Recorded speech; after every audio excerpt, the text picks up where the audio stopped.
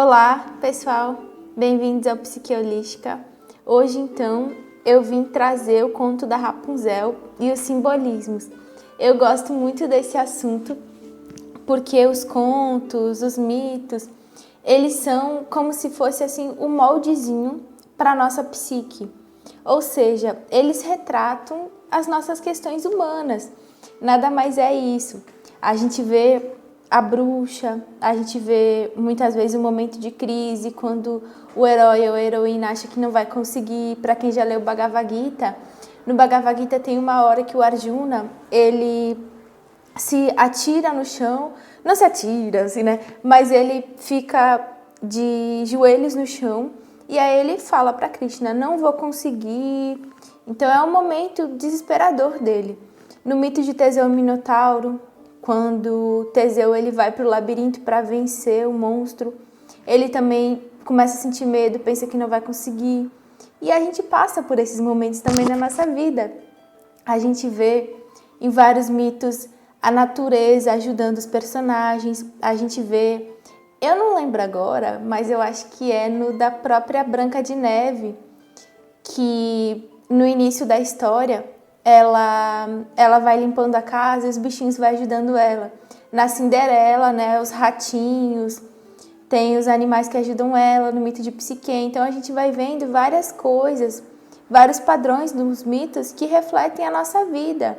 A natureza nada mais é do que a sincronicidade. Quantas vezes a gente estava precisando de alguma coisa e aí o universo traz pra gente. São os mitos eles retratam muito bem essas nossas questões psíquicas e como a gente conquistar isso.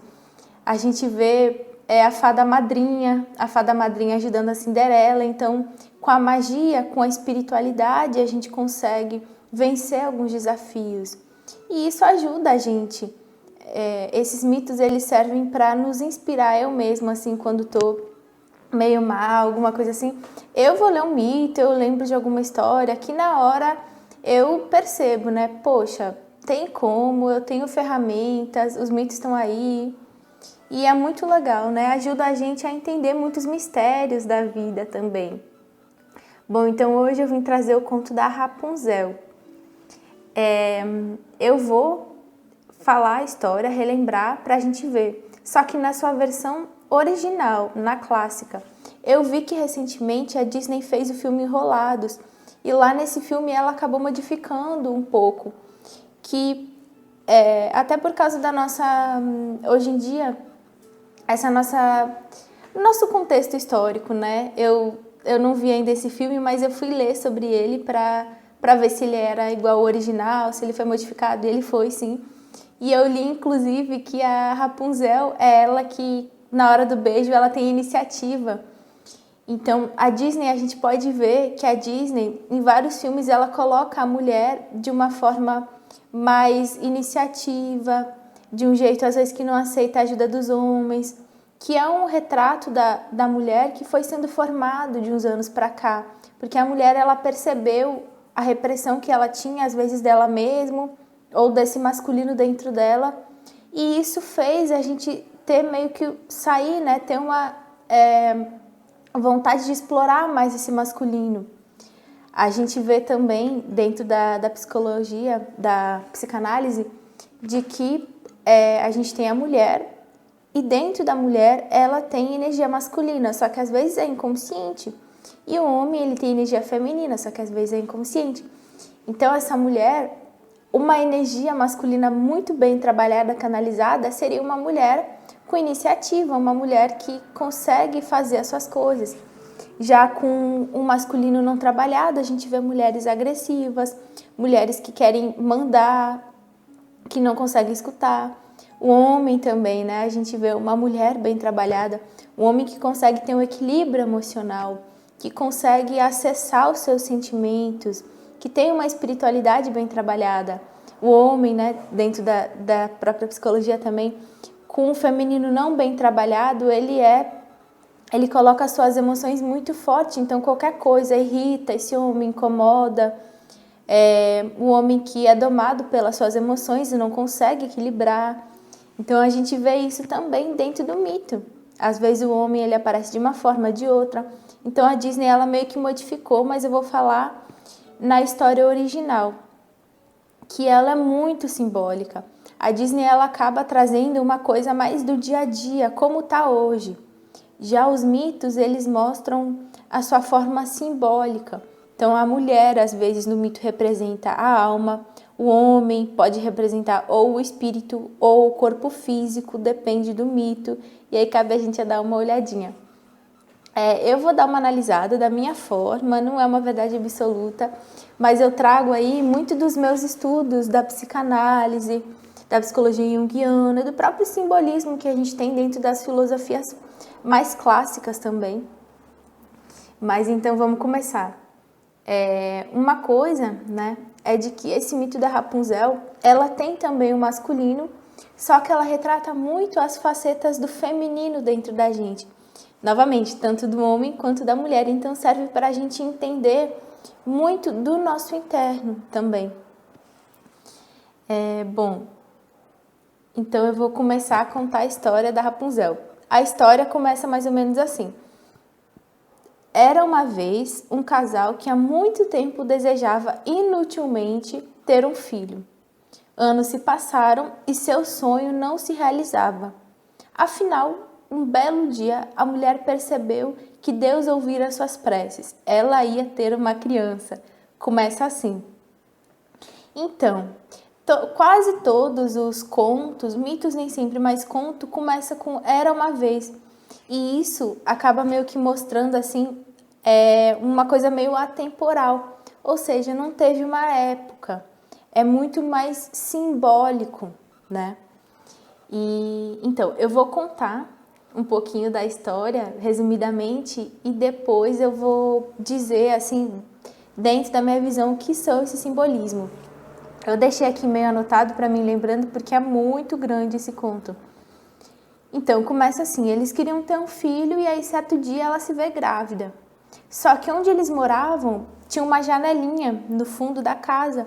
E essa janelinha, a mãe, que seria vir ser a mãe da Rapunzel, ela olhava e ela via que tinha, assim, plantações de rabanete. Na versão traduzida é rabanete, mas a gente pode ver em algumas versões que falam de raponso. Raponso é como se fosse um vegetal, um legumezinho que tem lá na Europa. Inclusive o rabanete ele também, né, veio lá da Europa. Mas enfim, tanto que algumas pessoas falam que esse objeto de desejo do início virou a Rapunzel, porque Rapunzo, Rapunzel, tanto que esse legume ele também é chamado de Rapunzel. Mas então, essa mãe, ela olha e aí ela começa a desejar e ela fala pro pai da Rapunzel, ou seja, pro marido dela. Eu não tô aguentando, eu tô com muita vontade de comer esses rabanetes, vai buscar pra mim. E aí, a cada dia que se passava, ela ia se definhando mais, como se ela fosse morrendo. E ela falou, se você não me traz o rabanete, eu vou acabar morrendo. E aí o esposo, desesperado, vai lá, pula o muro e pega o rabanete. Chega, a mulher faz a salada, se delicia com o rabanete. E quando ela prova, aí que ela sente mais vontade. E aí ela fala, quero mais. Aí o esposo, no dia seguinte, ele vai lá, pula. Só que quando ele pula, ele se dá de cara com a bruxa. E ele fica tão apavorado, mas tão apavorado que ele não sabe o que fazer. E aí essa bruxa, ela fala, eu deixo você pegar os rabanetes, mas com uma condição. Quando essa criança nascer, porque eu sei que a sua esposa está grávida, você vai me dar essa criança em troca. Eu deixo você ir, pode pegar o que quiser, quando quiser, mas essa criança vai ser minha. O homem, ele estava tão desesperado que ele deixou, ele falou tudo bem, ele concordou. Então nasce Rapunzel, a bruxa que dá esse nome para ela, e eles entregam a criança para a bruxa. Completado o início da adolescência da Rapunzel, a história original fala uns 12 anos, a bruxa coloca ela numa torre que não tem porta e só tem uma janelinha, que é uma janelinha que a Rapunzel pode atirar os cabelos, atirar as tranças para a bruxa subir. A bruxa ela nunca tinha cortado o cabelo da Rapunzel, então o cabelo ele estava gigantesco. E aí quando a bruxa pedia, ela tirava o cabelo dela, bem clássico, né? Todo mundo conhece. Só que a Rapunzel, para ela passar o tempo, ela cantava. E um dia o príncipe, o filho de um rei, o filho do rei, né, da aldeia, ele estava passando lá. E aí ele escutou um canto muito bonito da Rapunzel. E aí ele falou, nossa, quem é que está cantando assim? Aí ele ficou olhando e aí ele viu de que era a Rapunzel. Só que ele falou, nossa, como é que ela está lá em cima? Como é que eu faço? Aí ele ficou lá, à espreita, e ele viu a bruxa chegando. E aí a bruxa falou, Rapunzel, jogue suas tranças. Aí ele falou, ah, é assim. Aí passou um dia e tal, e ele, vou experimentar. Aí ele faz, né, a voz, Rapunzel, jogue suas tranças, uma coisa assim. Aí Rapunzel joga, só que quando chega lá em cima, ela vê um rapaz. E ela ficou com medo, porque ela nunca tinha visto um homem. Meu Deus, né? Aí eles conseguiram, né, conversar, se reconciliar e ficaram apaixonados. Aí ele começa a visitar Rapunzel, todos os dias, basicamente. E um dia chega a bruxa, ela jogou as tranças, só que Rapunzel, sem querer, ela deixa escapar uma coisa, que dentro da psicanálise a gente chama de ato falho, quando a gente vai falar uma coisa e fala outra sem querer. Por exemplo, você tem uma amiga, sei lá, chamada Fernanda, aí você chama sua amiga de Nicole. É um ato falho, né? Você seu inconsciente estava pensando, né, na outra amiga. Então, um exemplo claro. Aí ela estava subindo e aí Rapunzel falou, como é que você demora tanto se o filho do rei consegue chegar aqui em um pulo? Quando a bruxa ouviu isso, a bruxa ficou furiosa. Ela pegou Rapunzel, assim, furiosíssima, e cortou todo o cabelo da Rapunzel. E aí o que ela fez? Levou Rapunzel até como é que chama? O deserto. Abandonou Rapunzel no deserto. Ficou lá de espreita com os cabelinhos na mão, a trança na mão, a bruxa, né, na torre.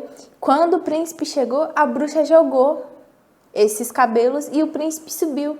Quando o príncipe viu aquela bruxa, ele ficou desesperado. E aí tem duas versões. Uma versão fala de que a bruxa deixou ele cego, e a outra versão, que é a dos irmãos Grimm, mesmo a original, que fala de que quando ele viu a bruxa, ele ficou tão assustado que ele foi indo assim para trás da janela e ele caiu nos espinhos e ficou cego. Ele, cego, foi caminhando pela floresta sem saber onde estava indo e acabou parando no deserto. Nesse deserto, assim, passou anos ele vagando, se alimentando de frutos, o que ele achava. Ele escutou uma voz no deserto muito bonita e ele falou, nossa, é a voz da minha amada. E ele foi indo e se reencontrou com Rapunzel. E eles ficaram tão emocionados, se abraçaram, que com uma lágrima da Rapunzel, ele voltou à visão. Olha só, que simbólico. Então, vamos começar assim pelo início. Primeiro, na história, eles começam assim, né? Era uma vez um casal que queriam ter filho, mas não conseguiam. E aí ficaram um tempo, certo dia eles conseguiram ter um filho. Então, a gente já começa a história com a própria morte. A morte seguido da vida. A gente vê em algumas linhagens, principalmente o Tantra, ele fala muito disso, de que para a gente nascer, a gente precisa antes morrer. Tanto que a gente tem alguns padrões, a psicanálise ela fala muito de padrões, a compulsão à repetição. Então eu tenho algum vício, ou a minha vida se repete, eu atraio os mesmos relacionamentos, eu atraio o mesmo chefe, sei lá. E isso são padrões, eu não me transformei. Eu não morri simbolicamente, eu ainda não aprendi com aquela situação. Então ela vai se repetir. Só que quando eu morro, eu consigo renascer, eu consigo criar, moldar uma realidade diferente. Então antes do nascimento viria essa própria morte, que é também a simbologia do sexo. O sexo, ele simboliza a morte. E quando duas pessoas morrem no sexo, meses depois vem um nascimento, nasce um novo fruto disso.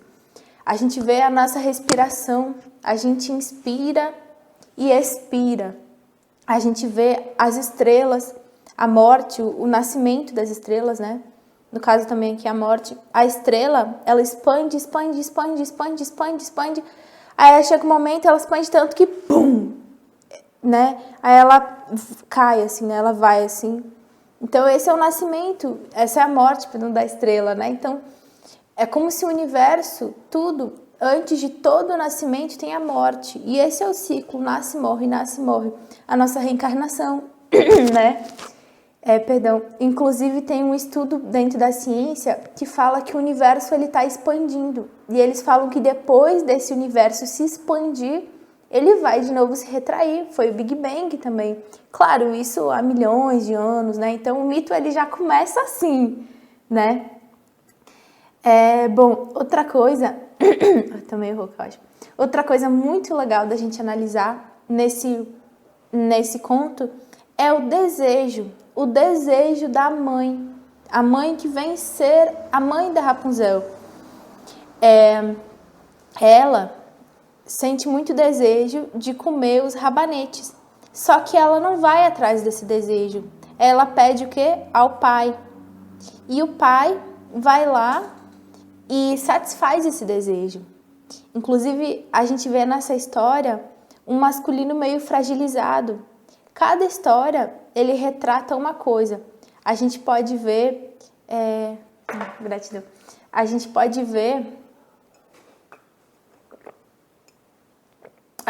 ver o masculino tanto quanto fragilizado em algumas histórias, tanto quanto dominador. Depende do mito. A gente vai ver o mito de Saturno, o pai ele é devorador, é um pai castrador, é um pai violento. Então é um masculino, uma faceta do masculino agressivo que pode existir em mim e em você. Já nessa história, é a faceta do homem frágil que pode existir em mim ou em você. Então a gente fala, a gente analisa de que essa mulher ela queria algo e ela não conseguiu ir atrás. Então ela pediu ao esposo e tudo que ela pediu ao esposo ia, né? Com medo que ela morresse. Então, a gente já vê aqui. E a gente também pode perceber dentro da própria também psicanálise, dentro também da psicologia junguiana, é a capacidade da energia feminina dentro do homem e a energia masculina dentro da mulher. A mulher, quando tem o masculino, uma energia masculina bem trabalhada, ela consegue ir atrás do que quer.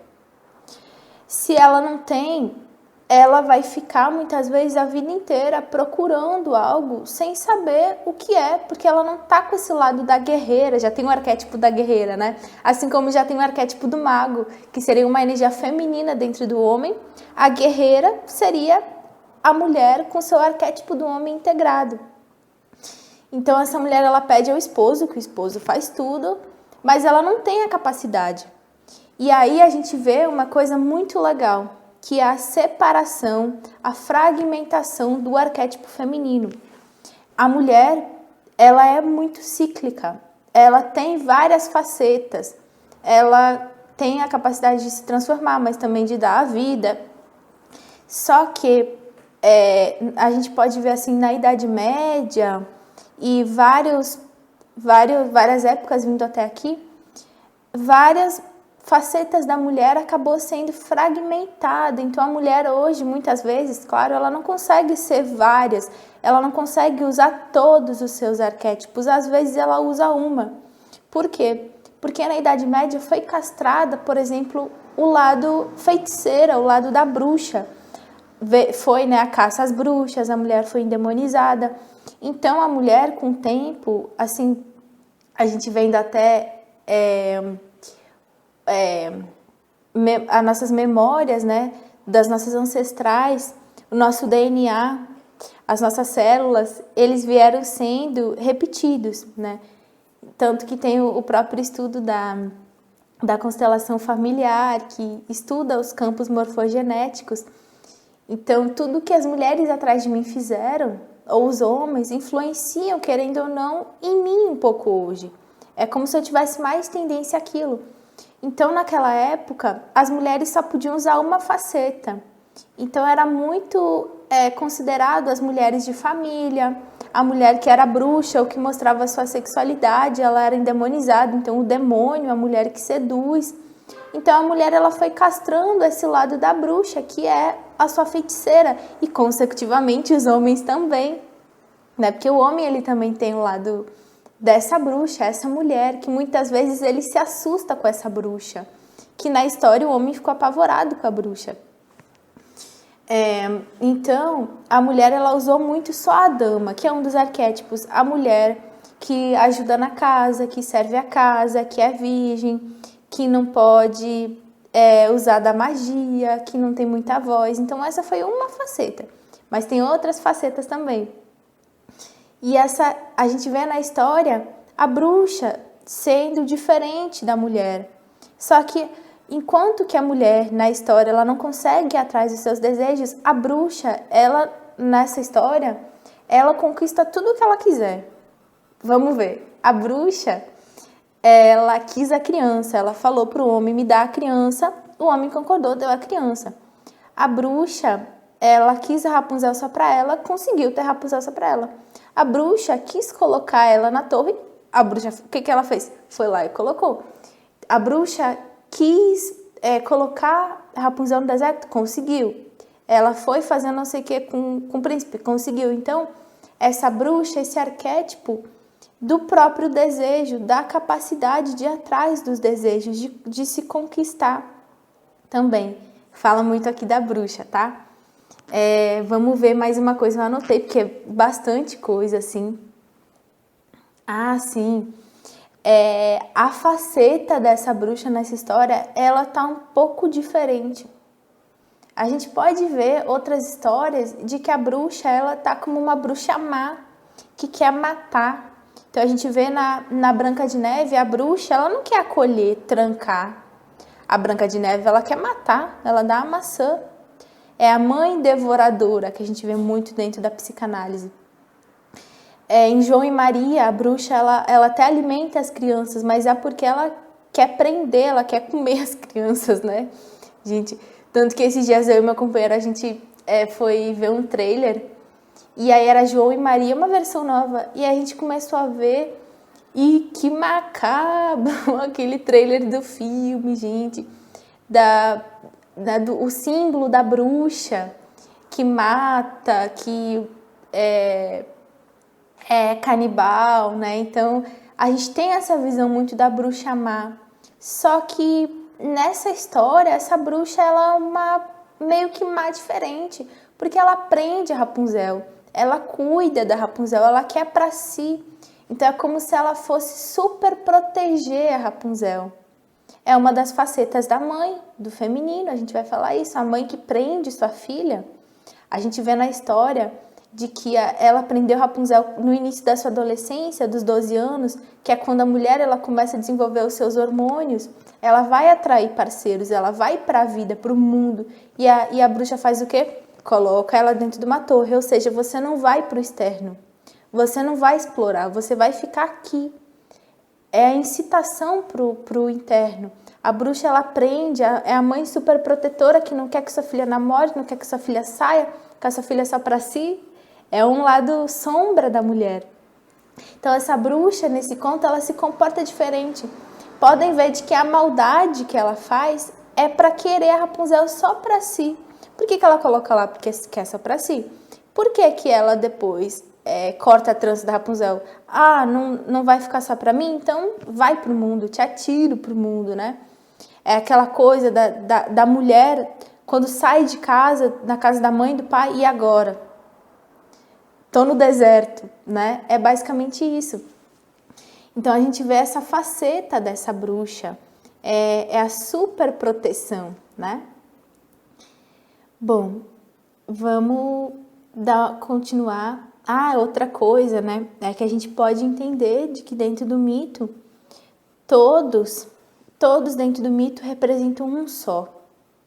Então, a personagem principal é a Rapunzel. Mas como está retratando a psique humana, todos os outros elementos é a própria psique da mulher. Então a mulher ela pode ter pegado esse papel da donzela, que é o que foi muito colocado, né? Naquela época, a mulher ela só pode ser a donzela, ela pode ser só a mãe que cuida do filho, mas e a bruxa? A bruxa está dentro da psique. A bruxa ela foi castrada no externo, a sociedade não deixa mostrar isso, não deixava, só que ela ainda está lá, na psique ela ainda está lá. E o que essa bruxa faz dentro? A gente pode ver isso associado à menstruação também. A bruxa, no conto, ela colocou a Rapunzel dentro da torre. E o que a mulher, quando menstrua, ela faz, né? Ela precisa se recolher para dentro de si. Muitas vezes, quando as mulheres não conseguem se acalmar, não conseguem ter um momento só para si, então trabalha demais, estuda demais, cuida dos filhos, está muito no externo. O que acontece? Às vezes, no seu ciclo menstrual, tem cólica, porque é o corpo chamando, vem para cá, vem para mim. É a bruxa trazendo a dor, o movimento, para você se olhar, fica um pouco no interno. Então, a mulher ela ainda tem a sua bruxa. Como que essa bruxa trata ela? É uma bruxa, né? Então, a gente vai vendo os mitos para a gente entender. Muito legal isso. Bom, vamos dar uma olhada na simbologia da torre. Claro que isso são as minhas visões, com certeza o mundo da simbologia é muito grande, mas dentro dos meus estudos da simbologia, a torre, ela é um lugar muito alto. Então, ela tem a base no chão, toda a casa ela precisa ter um chão, né? E ela tem um teto, e a torre ela é para cima. Então, o céu e a terra. A torre ela está conectada com aqui, mas ela também é tão alta que ela tem uma conexão com o céu. Então essa torre, ela pode ser essa conexão entre o céu e a terra, mas ela também pode ser os próprios degraus da evolução. Quanto mais eu subo nessa torre, mais alto eu tô. É a bruxa que me traz para o interno. Quanto mais no interno eu tô, eu vou subindo os degraus da evolução até eu chegar aos céus. O meu companheiro estava fazendo um sinal aqui. Ele falou da torre, da carta do tarô. Maravilhosa analogia. Então ele trouxe aqui a torrezinha, olha só. Essa carta da torre, ela representa, né, o próprio espiritual. Só que esse espiritual está sendo destruído, às vezes pela própria matéria. Então esse espiritual ele é destruído às vezes pela matéria.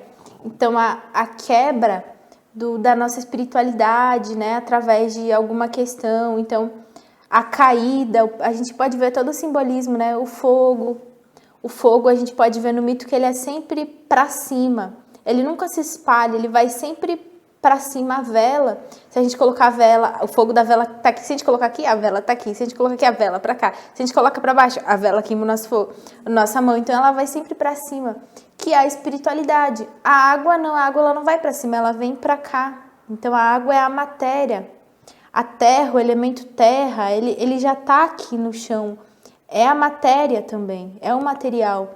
Então a espiritualidade, né, subindo, mas as pessoas caindo. Então elas, por algum momento, se autodestruíram, né? Então, maravilhosa, gratidão aí pela trazer a torre. Então a torre, ela pode significar tudo isso. O cabelo da Rapunzel é um cabelo muito comprido. E podem notar de que ele é um cabelo que faz o elo entre o chão e o lugar onde ela está. Então, ela está lá em cima. E esse cabelo, ela joga. Então, esse cabelo é um instrumento dela atingir o céu e a terra. É através desse cabelo, dessa simbologia do cabelo, que a mãe bruxa, né, a mãe que adota ela, sobe até ela. Se a gente fosse ver por uma visão bem psicanalítica mesmo, da psicanálise pura, a gente poderia dizer de que esse cabelo significa o cordão umbilical. É uma trança, tá assim, como se fosse um cordão umbilical. E podem perceber de que a bruxa nunca cortou o cabelo dela. E a bruxa deixa ela presa, ou seja, o cordão umbilical tá muito forte, tão forte que essa mãe dificulta essa filha a ir para o mundo. E na psicanálise a gente chama isso de simbiose. Quando a mãe, como se a mãe não deixasse a filha ir para o mundo. E aí a gente precisa romper esse cordão umbilical. Claro que não, se separar da mãe, nunca mais falar com a mãe, mas no sentido saudável. Então a Rapunzel, ela tá presa ainda ao universo dessa bruxa, fazendo o que a bruxa quiser, através desse cordão umbilical. Só que no final é cortado, a própria bruxa corta esse cordão umbilical. E a Rapunzel se vê sem chão no deserto. A gente vê isso em outros contos. A bruxa que quer matar a donzela, o que que é? É o arquétipo da mãe devoradora falando, vá pro mundo. Tem mães que falam assim, vai pro mundo, minha filha, vai pro mundo, meu filho. E tem mães que não, que agarram em você, é meu, você é minha. É essa a bruxa da história da Rapunzel. Mas tem a bruxa que quer matar o filho, matar simbolicamente, claro. Na história, quem vê história, quem tem um ego muito literal, quando a gente fala vou morrer, a pessoa acredita que é morrer. Só que se a gente entender o simbolismo da morte, a gente entende que quando eu falo vou morrer, eu posso me transformar, eu posso ficar no meu cantinho. Então, são esses arquétipos da mãe, né? Eu acabei me perdendo o que eu estava falando, mas aí eu já volto. Assim, desse cordão umbilical, né? Que no final é quebrado e tal. Bom, eu até deixei aqui anotado, porque quando eu estava relendo essa história da Rapunzel aqui para trazer para analisar para vocês, eu lembrei de outra história, que é o mito de Teseu e Minotauro. Então a gente percebe, assim, de que esse cabelo, ele faz esse elo, né? Mas é como se a donzela, ela fosse ficar sempre conectada com a bruxa, né? Ela vai ficar sempre conectada, é o elo já dela, já está integrada. Só que ela não vai ficar presa a essa bruxa, ela se libertou, a própria bruxa rompeu com ela. A gente entende muito isso dentro do arquétipo da mulher. A mulher tem esse arquétipo da donzela, que é o que ajuda ela a ir atrás das coisas. Porque essa donzela está muito próxima do homem. A bruxa, às vezes, ela quer ser independente, ela não quer ter um homem perto dela. Ela quer ir lá e ela vai atrás dos seus desejos. Olha a bruxa indo atrás dos seus desejos. A bruxa apavorou o masculino. A bruxa, às vezes, ela tem isso. E, às vezes, é necessário a mulher, ou o homem, nesse caso, invocando o seu mago. Eu vou trazer também o mago aqui para a gente analisar. Então, a mulher, às vezes, ela precisa disso. Na menstruação tem um tempo só para ela. Às vezes ela olha tanto para os filhos, para o companheiro, que no momento da menstruação ela encara o arquétipo da bruxa e fala, não, agora é um momento meu, eu vou fazer alguma coisa minha, que é essa bruxa. Só que quando a mulher, ela fica muito só no arquétipo da bruxa, que assim, várias pessoas que podem estar no meio da espiritualidade, é mais fácil porque a gente vê a Goetia, o sagrado feminino, que tem várias vertentes, né, a parte da natureza, mas a gente pode ficar aquela coisa meio bruxa ou bruxo, nesse caso, que também seria o arquétipo masculino da bruxa, e ficar, né, cuidando das ervas, tudo. Só que se a gente fica só no arquétipo que seria da bruxa, a nossa vida emperra. A gente fica muito só nas sombras, a gente vai se trabalhar, é claro, a gente vai entender o nosso mundo interno, só que o mundo externo e o trabalho e as outras coisas. E se a gente ficar só nessa donzela, cadê o meu lado interno? Cadê o meu autoconhecimento? Eu só conquisto, então, grandes mulheres que abrem empresas, que se cuidam, que têm a vida muito bem resolvida, só que às vezes se enxergam com 50 anos e o interno está destruído. Cadê o meu feminino? Cadê, sabe? Então, é a gente cuidar dessa bruxa e dessa donzela, né? Bom, continuando aqui, eu lembrei do mito de Teseu e Minotauro. Por quê? Porque lá no mito de Teseu e Minotauro, eu também penso em trazer mais pra frente, porque eu amo esse mito. Teseu, ele se recruta para matar o monstro. Só que quando ele chega lá na cidade, ele conhece Ariadne. E aí ele se apaixona por Ariadne, e Ariadne também se apaixona por ele. Então ela não quer que ele morra, porque eles vão se casar depois, dando spoiler, né? Então, ele vai passar pelo labirinto para matar o monstro. Só que ele poderia se perder nesse labirinto. Então, o que Ariadne faz? Ariadne pega um novelo gigantesco, enlia e fala assim para ele: bota no seu bolso, que eu vou estar com a pontinha dele aqui e você com a outra. Então você pode ir lá, passar por todo o labirinto, matar ele, e quando voltar eu tô com o fiozinho segurando, você não vai se perder. Você vai achar o caminho de volta, olha só. E a Ariadne, ela representa a espiritualidade. Tanto que no momento, o Teseu, ele tá, né, lá no labirinto, e aí às vezes ele tá assim, quase assim, caído, ele tá esquecendo de que ele vai conseguir, aí ele bota a mãozinha no bolso, o novelo. Ele lembra da espiritualidade de Ariadne, ele consegue, ele encontra o caminho de volta. Então eu lembrei muito dessa história, né? O novelo, o fio de cabelo, que tá conectando a bruxa, então o elo entre a minha bruxa e o meu feminino. Eu achei que fez muito sentido, não sei se fez sentido para você, mas, né, para mim fez muito sentido. Vamos dar uma olhada. Ah, sim, eu tinha colocado aqui do próprio fato da bruxa ter levado ela pro deserto, que é uma incitação ao próprio mundo interno que eu comentei, né? Então fica no seu interno agora. E a gente vê muito esse próprio movimento da nossa individuação. Tô vendo ali porque a bateria vai acabar. Para nossa individuação, a gente precisa saber quem a gente é. E para a gente saber quem a gente precisa matar aquilo que não serve mais pra gente, que seria também a bruxa, ou sei lá, ou matar a donzela e ficar um pouco na bruxa, e aí a gente entrar pro nosso interno e saber quem a gente é. Então essa forma dela saber quem ela é, foi a bruxa levando ela pro deserto, porque lá ela conseguiu integrar em si. Tanto que o próprio príncipe também, então os dois personagens, olha que engraçado, que seria a própria polaridade. A mulher, ela tem masculino e feminino, então o feminino dela foi mandado para o deserto e o masculino dela também foi mandado para o deserto. Então esses dois, o masculino e o feminino, eles foram incitados para o seu lado interno. Então a individuação, ela vai muito pelo quem eu sou, quem que eu quero ser. Que a gente vê muito o que a sociedade quer que eu seja, o que meu pai, que minha mãe quer que eu seja, mas quem eu sou de verdade. Então, passar um tempo no deserto, passar um tempo sozinho para se individuar. A gente vê muito Jesus. Jesus, ele passou, acho que 40 e poucos dias no deserto. E quando ele ficou lá no deserto, ele fez a sua individuação, que é tanto falado na psicologia junguiana. É quando eu tenho contato com o meu eu superior.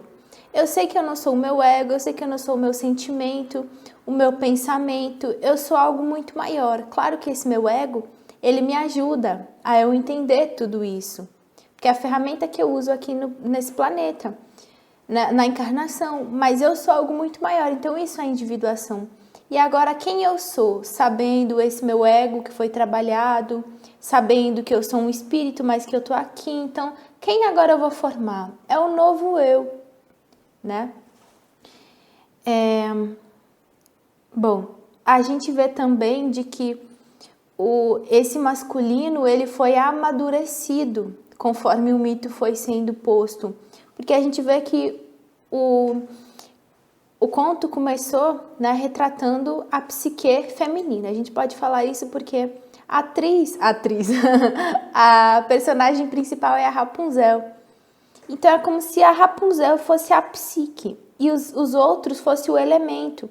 A gente vê de que só a Rapunzel tem nome. A bruxa, a história não deu nome à bruxa, não deu o nome do pai, não deu o nome da mãe, só Rapunzel, simplesmente, só tem um nome na história.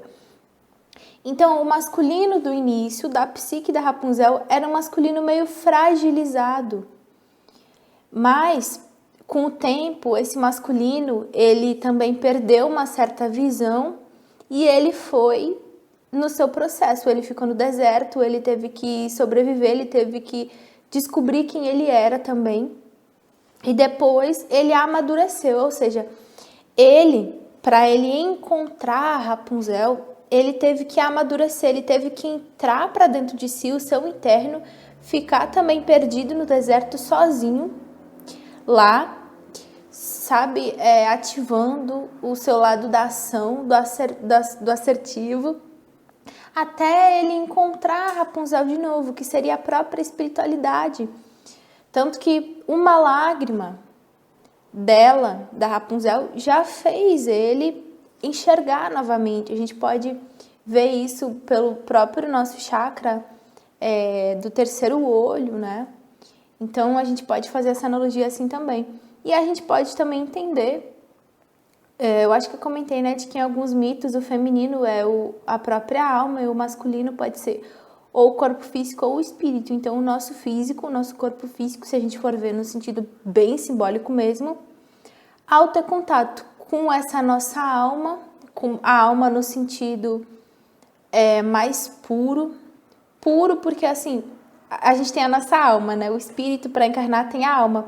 Só que essa alma, conforme algumas experiências que vai tendo, seja nesse mundo ou em outros mundos para quem acredita, ela vai em alguns momentos meio que se enrijecendo, porque às vezes não tem uma experiência tão bacana e esse ego ele vai ficando meio rígido.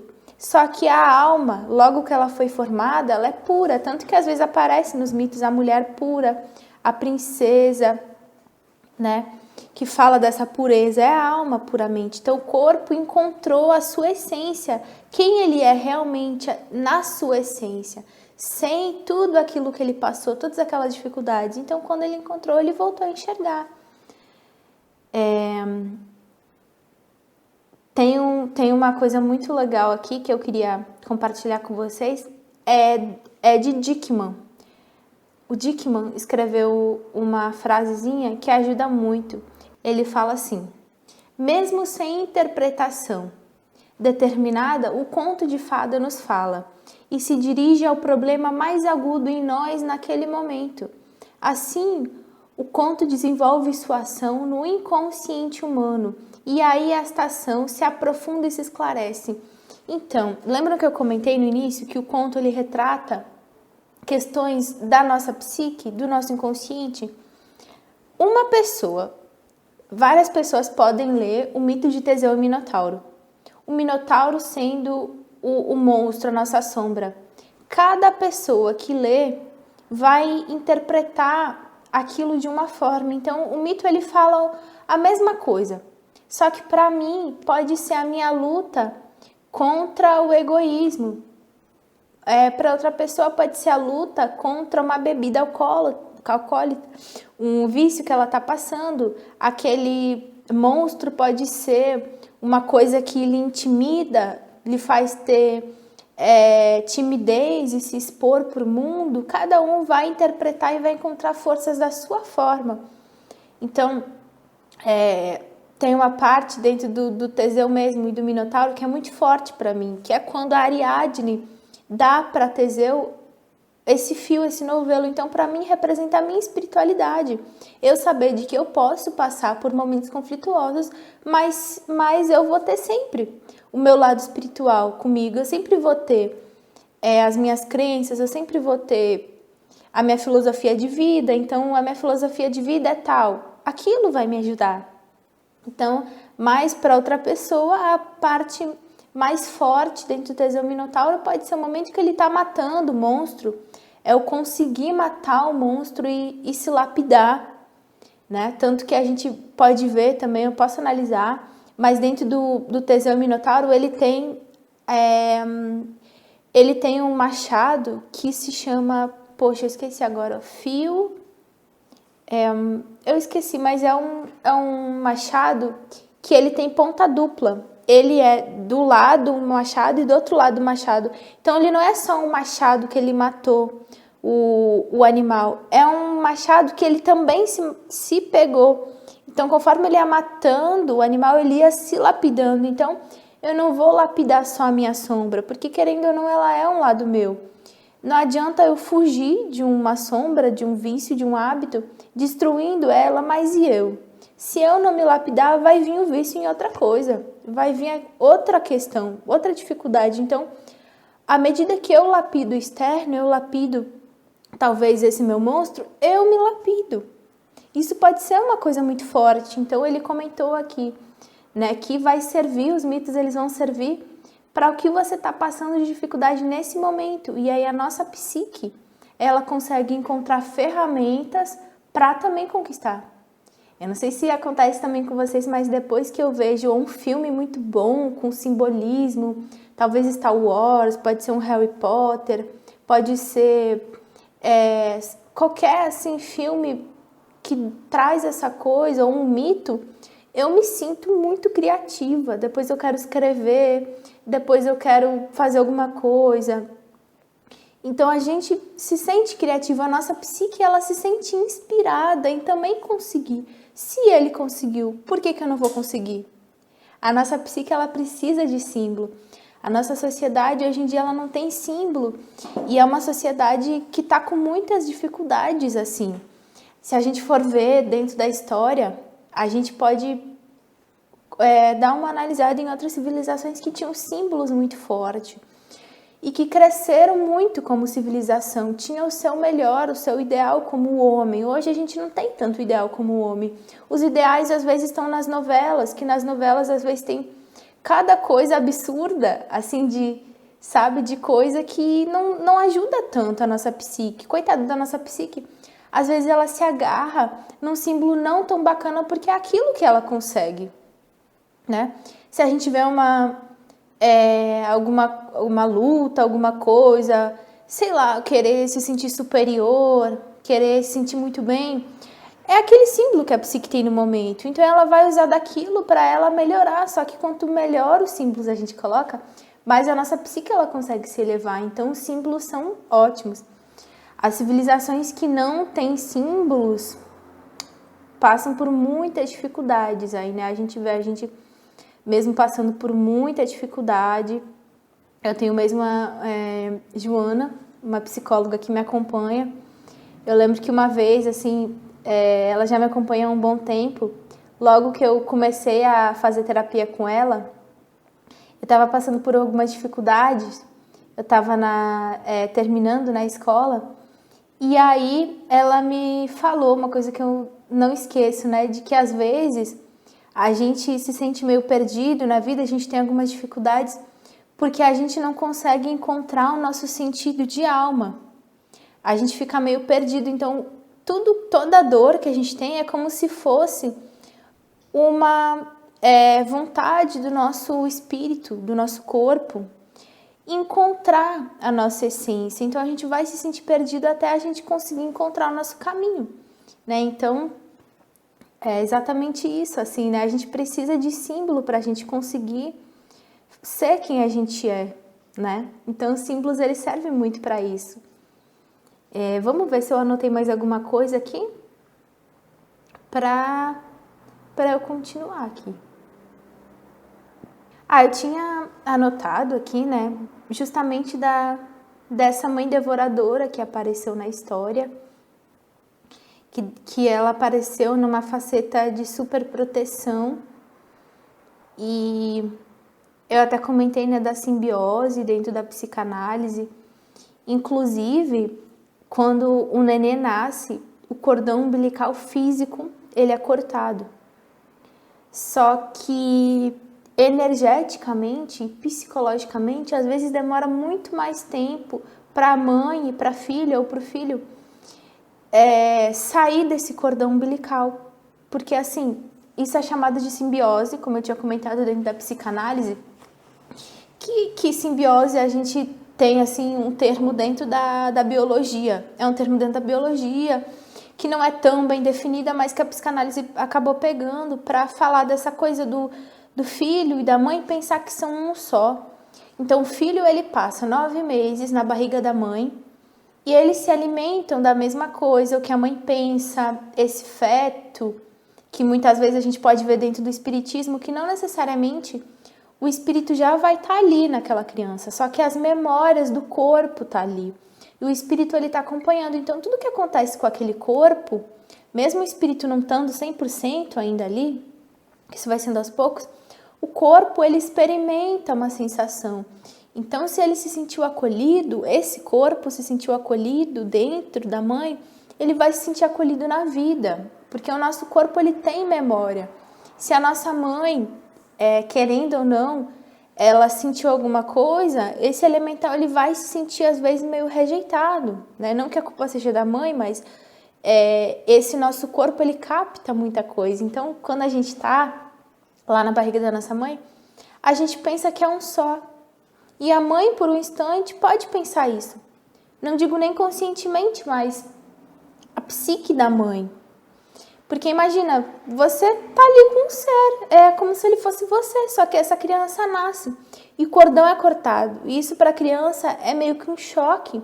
Porque como assim? Agora eu tô aqui no mundo, me pegaram, vão me dar banho, outra pessoa me pegou, um médico, uma enfermeira, uma tia, né? Às vezes até o pai me pegou, mas cadê eu? Cadê a minha outra parte? Cadê minha mãe? Às vezes quando a mãe sai, a criança fica meio sem chão. E justamente essa criança vai entendendo, conforme vai crescendo, que ela não é a mãe, mas que ela é outra pessoa. Só que, dependendo da relação da mãe e do filho, essa simbiose ela é muito saudável nos primeiros dias, nos primeiros meses. Porque se a mãe não tivesse esse instinto de cuidar da cria, a criança não ia ser amamentada. A mãe, ela tem um instinto tão forte que a criança pode estar no outro quarto chorando, a mãe vai correndo, ela já sabe que a criança está com fome. A criança cai na casa da tia, no vizinho, a mãe ela sente, ela tem um instinto, ela está conectada como se fosse uma só. Só que se essa mãe, com o tempo, não solta essa criança, ou essa criança não se solta, quando né, um não quer, dois não fazem daquele jeito, mas enfim, né? Isso pode virar uma coisa meio patológica, porque no início da vida é muito importante a mãe ter essa simbiose.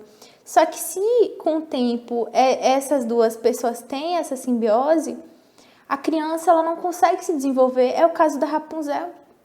A bruxa ela não rompeu esse cordão umbilical e ficou uma coisa meio patológica. Ela trancou, ela não deixava a filha fazer outras coisas, a filha não podia ficar com o príncipe, a filha não podia fazer nada, ela estava ali. Então é essa coisa, né, da gente cortar o nosso cordão umbilical, da gente ver como é que é a nossa relação com a nossa mãe. Como é que tá isso? Essa simbiose ainda não morreu, né? A gente pensa que é um só, ou a gente já rompeu esse laço com muito amor, é claro. Né? A minha mãe foi muito bruxa que queria matar, me transformar. Calma que ela não tá contra mim. A gente pode ver, né, a bruxa, a malvada, meninas que não se dão bem com sua mãe, que falam que a mãe é não sei quem, Deus ou o pai, ou o contrário, o pai que é colocado como vilão, que quer me ver contra a minha mãe. Tanto que o pai, dentro da psicanálise, ele tem uma função muito legal, porque a criança pensa que é a mãe, mas aí do nada vem o pai. Então a relação que era mãe e filho, agora tem terceira pessoa. Então, peraí, era eu e minha mãe. É como se fosse só eu, só que agora tem outra pessoa. Tá bom, então a mãe, ela dá nutrição, ela dá de mamar. O arquétipo da mãe, ela nutre, ela acolhe, só que o pai ele vai mostrar o mundo, ele vai mostrar explorar. Então, não é só o conforto, é também o explorar, é também o ir atrás das coisas. Só que esse pai, dentro da nossa psique, ele pode virar o malvado que me arranca dos braços da minha mãe. A gente vê mitos de homens que arrancam a donzela da mãe. É o caso lá de Deméter e Perséfone, né? Perséfone foi arrancada de Deméter pelo deus lá e ela não podia mais ter acesso da mãe. Eu posso trazer também esse mito maravilhoso, tanto que o inverno, as estações do ano nasceram por isso. Esse mito ele fala muito de que quando o inverno acontece, que tudo morre, é porque Perséfone foi levada. E quando ela vem de volta, ela é permitida visitar a mãe e vem a primavera, a vida chega. A primavera é o momento de que os frutos dão vida. Então, esse homem, o masculino, as mulheres que têm medo do masculino, que colocam o masculino como malvado, ele me tira do meu feminino. É esse mito, né? É o pai malvado que tira a criança dos braços da mãe. Mas a gente pode ver também esse masculino como o outro lado. Ele me ajuda a ir atrás do mundo, ele me ajuda a ir atrás das coisas. Então a gente vai entendendo a nossa psique, às vezes endeusar, às vezes colocar como um demônio, né? Então, muito legal. A gente pode ver também, né, o endeusamento da mulher. Tem homens que endeusam a mulher, Deus no céu e a mulher na terra. Já tem homens que podem ter medo dessa faceta do feminino, o mesmo acontece com as mulheres. São os mitos, eles estão dentro da gente. Essa memória está muito vívida na nossa psique. Por isso que quanto mais consciência a gente tem, mais a gente se não é individualiza. A individuação, que é diferente da individualização. Então, quando a gente consegue ter essa coisa do voltar para o mim mesmo, para si mesmo, eu não vou mais ficar, isso que a sociedade fala, o homem é isso, a mulher é aquilo. Não, eu entendo dentro de mim com consciência. E às vezes eu entendo de que eu estou constelando um mito, ou seja, poxa, se eu estou achando que o homem está me roubando de tal coisa, pô, olha, esse mito diz isso. Será que dentro da psicologia junguiana a gente fala de constelar? Então, inconscientemente, às vezes a gente pode estar dentro de um personagem que está dentro da nossa psique, que são esses mitos. Então, eu vendo os mitos, eu posso entender, nossa, e como que no mito a heroína que estava passando por isso, como que ela conseguiu? Tem todas essas questões, né? O próprio casamento, a junção do homem com a mulher. Às vezes a gente busca tanto um relacionamento do sexo oposto porque a gente ainda não conseguiu integrar aquilo interno da gente. Quando a gente convive com o outro sexo, a gente consegue ter meio que uma base como que ele é, como que ela é, e ajuda a gente a integrar. Então o casamento, ele é um simbolismo muito antigo, que ele vai muito além do status, eu casei, eu fiz isso, eu fiz aquilo, mas é de você conseguir integrar o seu masculino com o seu feminino. Quando a gente convive com outro polo, a gente acaba aprendendo com ele e a gente acaba entendendo o nosso polo interno. Mas a gente também pode entender os nossos polos sozinhos, através dos símbolos. Então, os símbolos, eles são maravilhosos para a nossa psique, para a gente entender tudo isso. E outra coisa que é muito bacana é que a mulher, agora falando da mulher física, não da energia masculina e feminina, que foi o que a gente falou muito aqui, quando ela nasce, a mulher, ela experimenta ser rompido esse cordão físico da mãe. Então ela nasceu com o cordão da mãe, ela pensa que é a mãe, e cortaram aquele cordão. Então ela fica, nossa, e depois dessa mulher, se ela vir a ser mãe, ela vai experienciar o lado oposto. Ela vai ser uma mulher que vai ter um filho e vai ter que romper com aquele filho. Então a mulher, ela tem essa dupla experiência de ser rompida e de romper.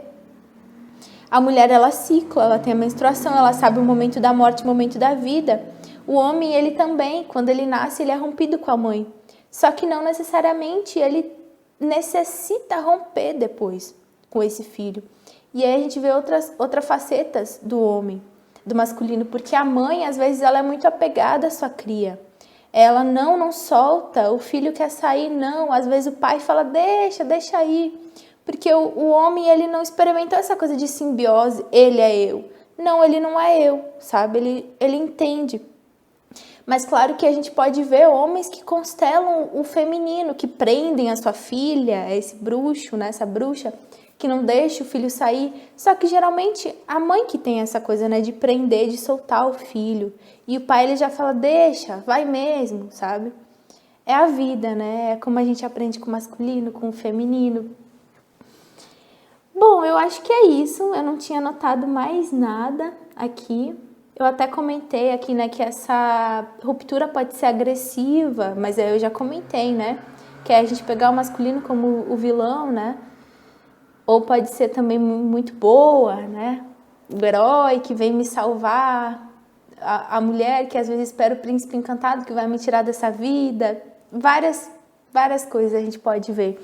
Mas é isso. Esse foi o arquétipo da Rapunzel. Espero que tenha ajudado na sua vida prática, porque os símbolos são isso, não são história pra gente dormir ou pra gente distrair, mas pra gente entender a nossa psique. Espero que tenha ajudado. Gratidão profunda. Espero trazer mais um assunto enriquecedor, maravilhoso para mim. E até a próxima!